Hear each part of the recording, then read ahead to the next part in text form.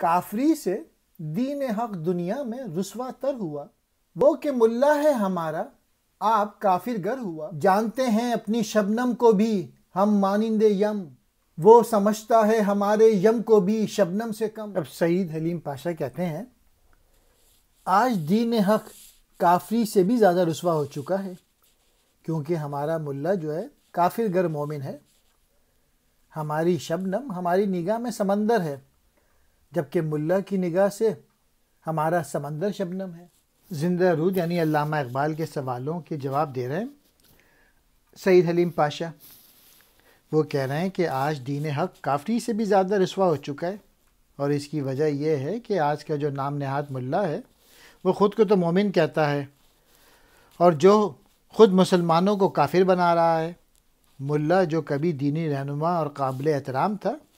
آج وہ دین کی روح سے بیگانہ ہو کر صرف شکم پروری میں لگا ہوا ہے، اور عام مسلمان تو دین کی چھوٹی چھوٹی باتوں کو بھی دین کی بنیادیں سمجھتے ہیں، جبکہ آج کا ملا